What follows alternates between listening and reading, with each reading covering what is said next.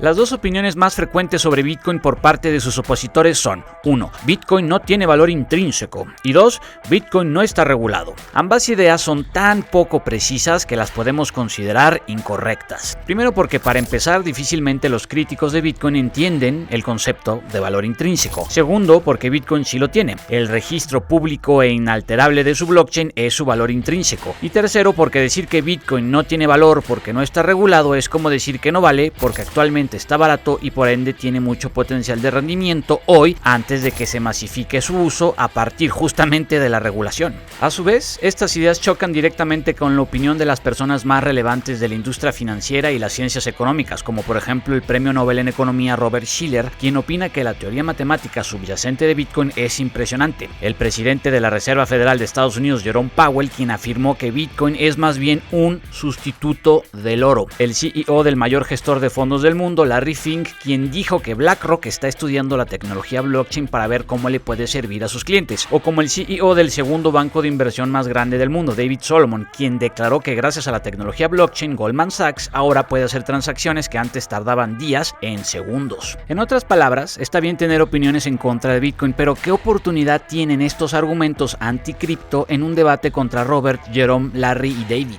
Pues muy poca oportunidad, y menos si Bitcoin tiene rallies como los que empezamos a ver recientemente. La recuperación está a la vista. Veamos entonces qué viene para Bitcoin en 4 puntos. Las opiniones todas valor tienen, sí, pero si todas valen lo mismo, la pregunta es...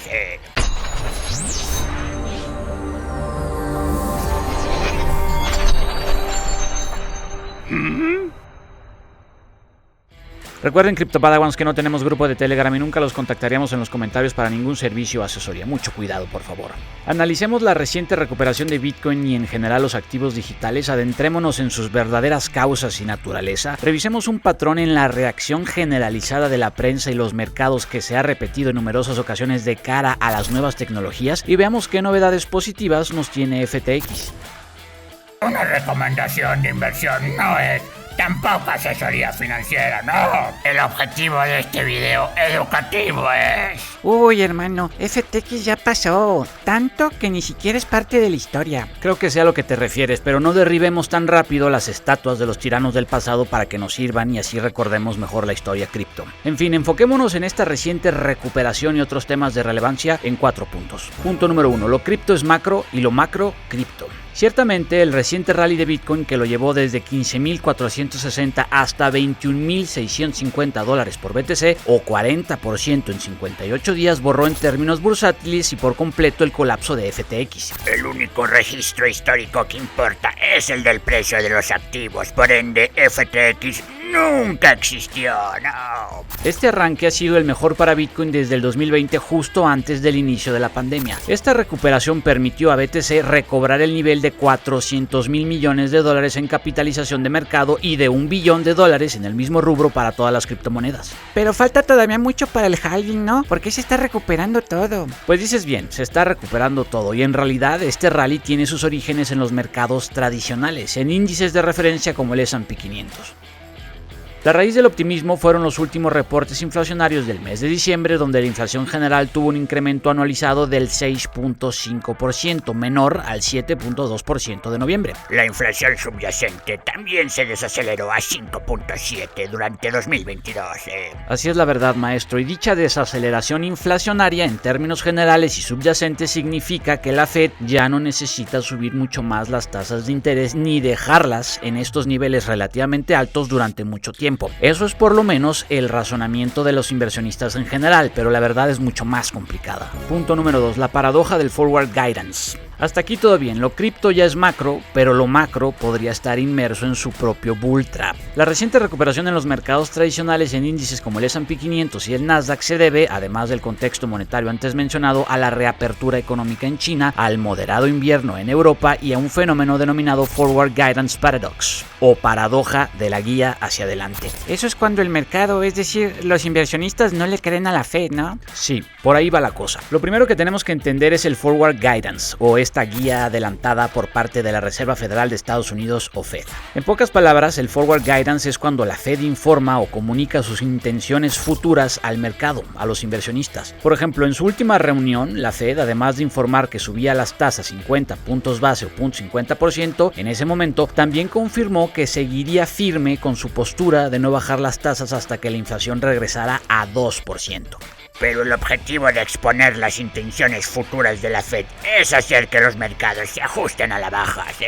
Exactamente, y aquí es donde entra la paradoja. Entre más dependa un banco central, en este caso la Fed, de sus promesas o intenciones sobre el futuro, con más probabilidad dejará de cumplir dichas promesas o intenciones. Uy, hermano, ese sí me lo vas a tener que explicar con piedritas. Entre más haga mención la Fed de que sigue firme en el aumento de tasas hasta no lograr su inflación objetivo de 2%, más podrían asustarse los inversionistas y los consumidores. Y entre más se asusten estos hoy, menos tendrá justamente que subir la Fed sus tasas en el futuro, porque los inversionistas hoy invertirán menos y los consumidores consumirán menos. Lo que el joven Padawan quiso decir es que en términos prácticos estamos en un bull trap, sí. Así es, maestro. A partir de la noción de la paradoja del Forward Guidance, todo indica que tanto los mercados tradicionales representados por el S&P 500 y el Nasdaq, como Bitcoin y las criptomonedas, se encuentran en un bull trap, bear market rally o recuperación falsa a raíz de que los mercados no creen en la Fed por el Forward Guidance Paradox. En otras palabras, hoy parece que el criptoinvierno no es solo cripto y tenemos que esperar mucha volatilidad del primer semestre de 2023 para todos los activos. Punto número 3. El FOMO y los inviernos no solo aplican para las criptomonedas. A otra cosa que nos habíamos acostumbrado es a conceptos como el FOMO, FOD y criptoinvierno. Sin embargo, el FOMO y FOD aplican para cualquier industria. Curiosamente, hasta el concepto de invierno, que hace referencia a un periodo de decepción y aburrimiento en algún activo de inversión, tampoco es nuevo y la primera vez que se aplicó fue en realidad para la inteligencia artificial. La primera vez que se aplicó fue en los 70s. Sí, cuando la inteligencia artificial parecía haber logrado grandes avances para después su desarrollo quedarse estancado durante varios años. Hoy en cambio no hace falta hacer énfasis en que para la inteligencia artificial el invierno ciertamente se acabó. Cabe destacar que actualmente existe otra industria que nos concierne que también está pasando por su propio invierno, sí. De acuerdo, la computación cuántica está pasando por el denominado invierno cuántico. Como bien sabemos, la computación cuántica representa una amenaza para ciertos algoritmos de encriptación, pero dejando eso para otro video, lo interesante del denominado invierno cuántico es cómo podemos concluir entonces que cualquier tecnología nueva es tratada de la misma manera. No solo la tecnología blockchain y sus aplicaciones en criptomonedas, también la inteligencia artificial en su momento y ahora la computación cuántica. El Financial Times publicó recientemente un artículo titulado "El fervor en torno a la computación cuántica retrocede". Sí, lo leí. El título completo es "El fervor o hype en torno a la computación cuántica retrocede por falta de aplicaciones prácticas". En el cuerpo del artículo se agrega y citamos: "Después de años de muy altas expectativas, la falta de usos prácticos de la tecnología ha llevado a algunos expertos a advertir sobre un posible invierno cuántico". Un poquito familiar me suena esto. Moraleja, la reacción natural a una nueva tecnología siempre será la misma, pero no por eso estas nuevas tecnologías dejarán de cambiar al mundo. Punto número 4. FTX logró localizar $5,000 millones en efectivo. FTX afirmó haber localizado más de $5,000 millones en efectivo y activos muy líquidos, y además podría vender algunas posiciones en otras inversiones para generar $4,600 millones adicionales. Pues ya con eso la libra, ¿no? Los pasivos de FTX o lo que le debe la gente creo que son 9,600 millones. En efecto, pero todavía no sabemos con claridad o más bien con exactitud cuánto es realmente lo que debe FTX a sus clientes. Andrew Dietrich, el abogado de FTX, dijo en una audiencia jurídica que la compañía está trabajando para determinar con precisión el tamaño de los reclamos potenciales para las 9 millones de cuentas del exchange. Los estados financieros de FTX se están construyendo desde cero, sí. Exactamente. Dietrich afirmó que en lugar de usar los estados financieros previos y originales, FTX está trabajando completamente desde cero. De tal manera que lo que sigue en el proceso legal para FTX es primero definir con exactitud cuáles son sus activos y pasivos, posteriormente identificar con precisión los activos más líquidos para iniciar la compensación a sus clientes y por último liquidar los activos menos líquidos, es decir, las inversiones en más de 300 proyectos con un valor en libros de $4,600 millones para también pagar lo que debe.